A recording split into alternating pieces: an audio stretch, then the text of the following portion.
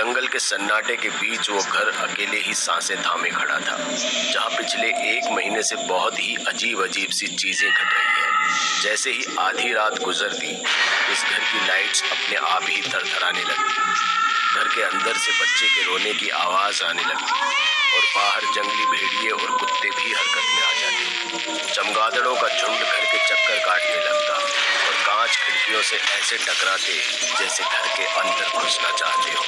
ये सारा मंजर देखकर समीर की बीवी संध्या काफी परेशान हो गई थी और घर के एक कोने में बैठकर बच्चे को शांत कराने लगी। पर उसे समझ नहीं आ रहा था कि आखिर ये सब रोज क्यों होता है और उस वक्त ही क्यों होता है जब उसका पति उस घर के तहखाने में जाता है। आखिर क्या करता है वो वहाँ, जहाँ से लौटने के बाद पूरे दिन सोता है और फिर रात को 2 काली मुर्गियों के साथ तहखाने में उसी कमरे में चला जाता है। उसे तो ये तक देखने की फुर्सत नहीं कि उसका बच्चा पिछले 1 हफ्ते से बुखार में तप रहा है। ये सब सोचते हुए संध्या अपने बच्चे को बेड पर सुला देती है और आज खुद तहखाने में उस कमरे तक पहुँच जाती है। भले ही समीर ने मुझे इस कमरे के आसपास टिकने से भी मना किया है, पर आज तो मैं ये पता लगा कर ही रहूंगी कि आखिर करता क्या है वो पूरी रात इस कमरे में। खुद से इतना कहकर संध्या ने जैसे ही दरवाजा खोलने के लिए हाथ आगे बढ़ाया कि अंदर से एक तेज आवाज आई, रुक जाओ संध्या। ये समीर ही था जो कमरे के अंदर चीखा था। उसकी आवाज भर से संध्या ने सहम कर अपने कदम पीछे खींच लिए थे। चुपचाप ऊपर चली जाओ और दोबारा नीचे मत आना।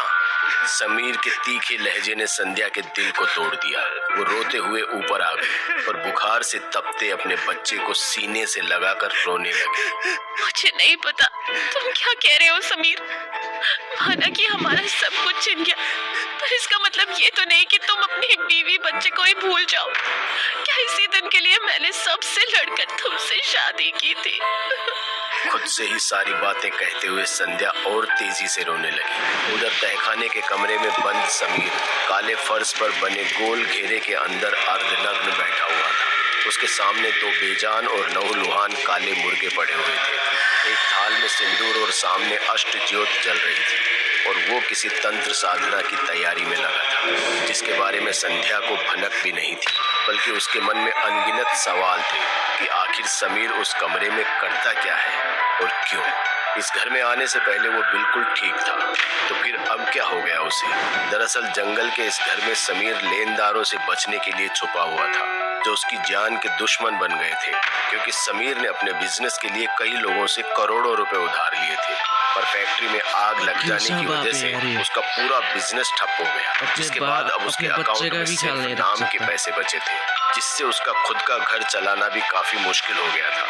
इसलिए वो सबकी नजरों से छिपकर अपने घर में ही दुबक कर रहने लगा। लेकिन धीरे धीरे सभी को उसके घर का ठिकाना पता चल गया और फिर रोज कोई ना कोई उसके घर पर आकर उसे धमकी देने लगा, जिससे परेशान होकर वो एक रात शमशान पहुंच गया, जहाँ कुछ अघोरी अधजली लाश से मांस के लोथड़ों को नोच रहे थे। मांस खाएगा?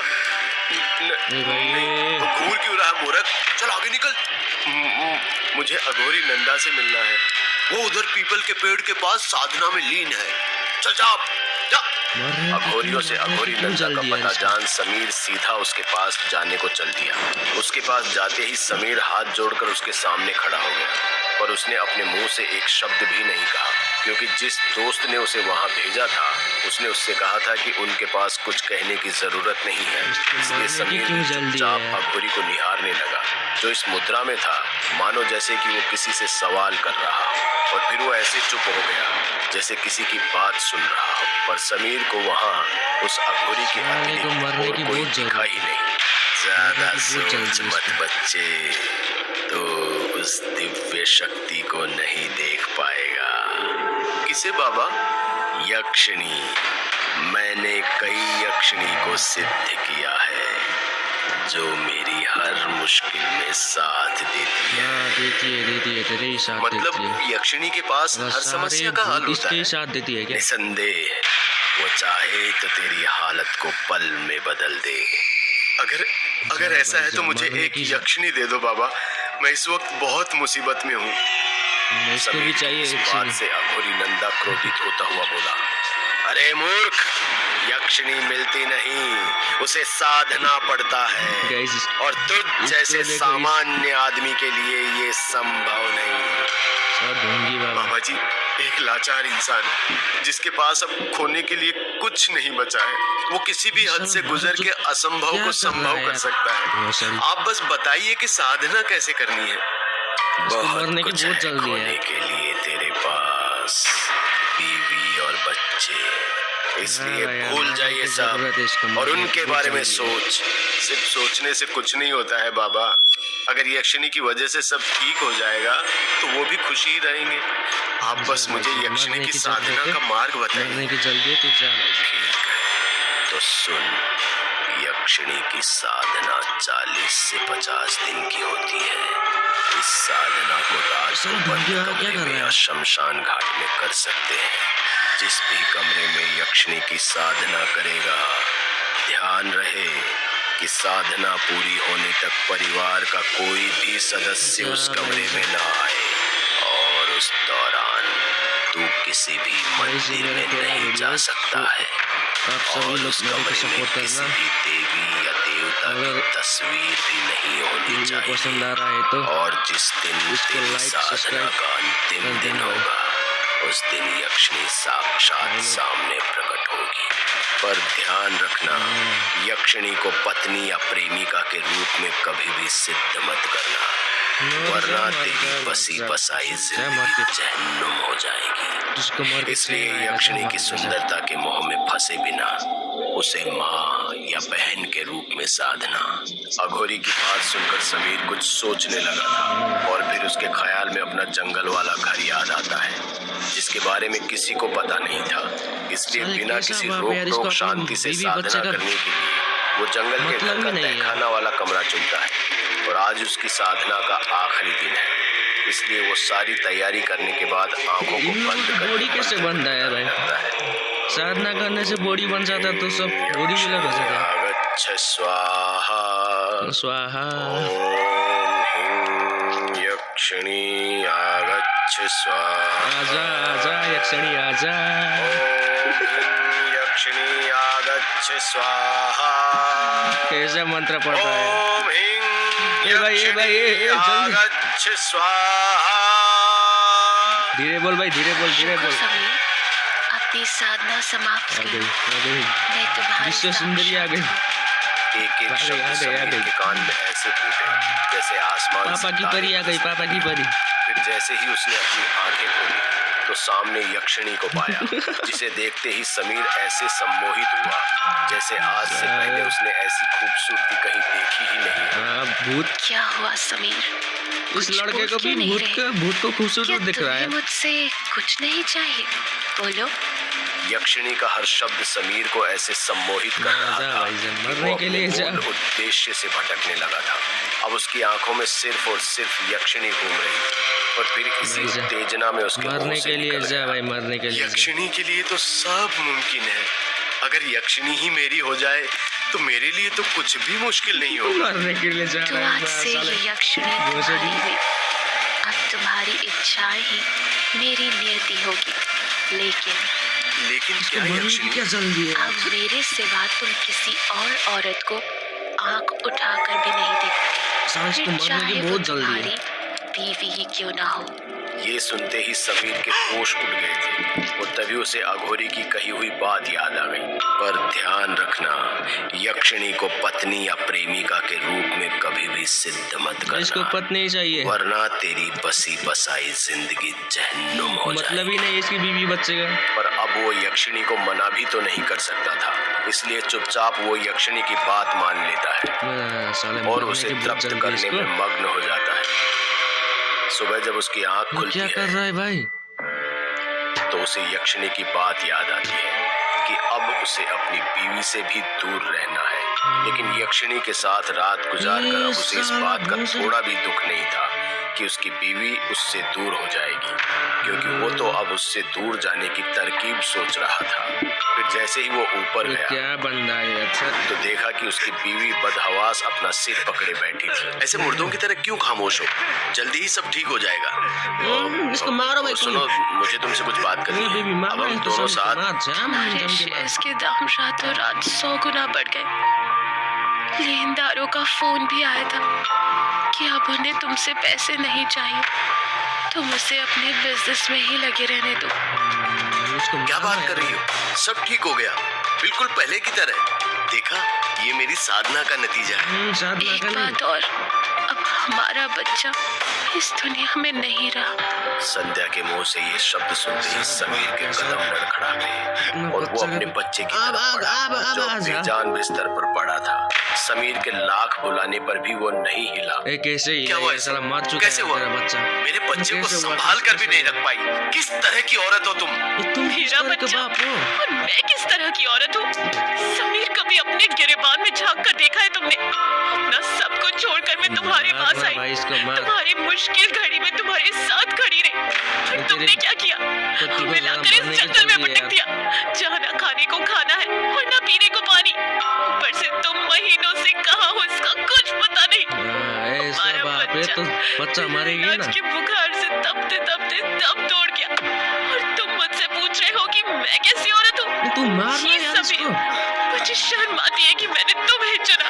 अब दूर हट जाओ मेरे बच्चे से। इतना कहते हुए संध्या ने अपने बच्चे को उठाया और घर से बाहर निकल गई। उसकी आंखों से बहते आंसू और दुख को देख खुद आकाश भी अपने घनघोर बादलों को समेट कर रो रहा है। सिलेक्शन वहीं समीर घर के एक कोने में बैठे बैठे रात कर देता है। अपनी पत्नी को रोकता तक नहीं। उसे अपने बच्चे के खोने का दुख तो था, और साथ में ये तसल्ली भी थी कि संध्या खुद उसे छोड़कर चली गई। अब उसे जो भी चाहिए उसके पास मौजूद है, बेशुमार दौलत और रातें रंगीन करने के लिए खुद यक्षिणी। वो इतना सोच ही रहा था कि तभी उसके सामने यक्षिणी आ गई। फिर दोनों एक दूसरे में ऐसे खोए कि समीर अपने बच्चे को भी भूल गया।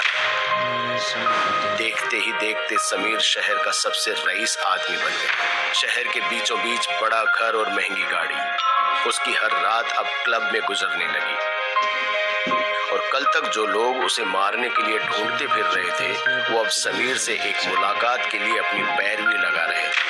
कैसा बाप है? लेकिन समीर था तो इंसान ही, और हर इंसान को किसी न किसी का साथ चाहिए होता है, क्योंकि सिर्फ यक्षिणी के साथ रातें रंगीन करके तो जिंदगी नहीं गुजर सकती थी। धीरे धीरे समीर को भी ये चीजें समझ में आ गई। फिर उसका चित्त यक्षिणी से हटने लगा, पर बेमन ही उसे हर रात यक्षिणी के साथ रहना ही पड़ता था। लेकिन सुबह होते ही उसे अपनी बीवी संध्या की याद सताने लगी, और बच्चे के जाने के गम में तो वो पागल ही हुए जा रहा था।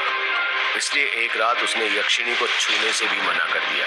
इसके बाद यक्षिणी चली गई और समीर सो गया। तभी अचानक उसे ऐसा एहसास हुआ कि किसी ने उसके दोनों हाथ और पांव पकड़ लिए और उसके गले को दबाए जा रहा है। वो ना तो कुछ बोल पा रहा है और ना ही खुद को बचाने के लिए हिल पा रहा है। तभी ऐसा लगा कि किसी ने उसके हाथ को छोड़ दिया, और वो अपने दोनों हाथों से अपने गले को छुड़ाने लगा, और फिर चीखते हुए एकदम से उठ बैठा। वो पसीने से लथपथ हाँफ रहा था, और यक्षिणी अपने कामुक अंदाज में उसके सामने बैठी हंस रही थी। समझा ना समीर, मेरे बिना तेरा यही हाल होगा। सब कुछ छिन जाएगा और बस मौत ही एक रास्ता बचेगा। मैं नहीं आई थी तेरे पास, तूने बुलाया था, और अब इस तरह मुझसे आजाद नहीं हो सकता। अब मुझसे ही तेरी जिंदगी है और मुझ पर ही खत्म। कल फिर आऊंगी, समझ जाना, वरना। समीर समझ गया था कि अब वो अपनी जिंदगी के उस मुकाम पर जा पहुंचा है जिसके आगे खाई तो पीछे कुआं है। ना तो वो संध्या के पास जा सकता है और ना ही यक्षिणी के साथ अब अपनी जिंदगी गुजार सकता है। मतलब उसकी मौत तय है। लेकिन अब कुछ भी हो, इससे पहले वो एक बार संध्या से मिलना पहुंचता है, और उसके मन में ये डर चलता है कि कहीं यक्षिणी कुछ करना आश पड़े। लेकिन अपने डर को काबू में बच्चे के खोने को संध्या ज्यादा दिन तक झेल नहीं पाई और घुट घुट कर मर गई। संध्या को मरा हुआ देख समीर का मन में चल गया। उसे समझ नहीं आया कि वो क्या मन की क्या इसलिए वो वहां से भागकर शमशान चला गया। वहाँ पछता के कुछ फायदा नहीं है। क्योंकि वो परकाया साधना के लिए काशी गए थे। समीर अपने घर मर गया लौट तो आया मर गया, अब क्या और घुट-घुट कर पछता के रोने क्या लगा फायदा। था। और फिर अंत में एक तेज धार वाले चाकू को लेकर अपनी नस काट ही रहा होता है कि रुक जाओ समीर, आ गई क्या भूतनी। मिलेगा तुम्हें मरकर?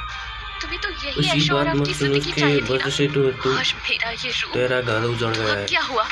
मैं पागल हो गया था तुम्हारे सौंदर्य को देखकर, अपनी असली जिंदगी से भटक गया समीर था। मत सुन उसकी आज भले बात ही मत मेरे सुन, पास और सब कुछ उसकी है, बात पर सुनेगा तो सुख शांति नहीं तेरा है, भी क्योंकि सुख शांति रातें हालत तेरा रंगीन करने में पत्नी जैसा नहीं हो बल्कि जाएगा। अपनों के साथ बिताए लम्हों में होती है और मेहनत से हासिल की गई चीजों में। और जब वो सब चीजें मेरे पास है ही नहीं तो फिर मैं क्यों जीऊं? वही जा रहा हूँ जहाँ वो सब है। भाई मत कर ऐसा मत कर। मेरा बच्चा।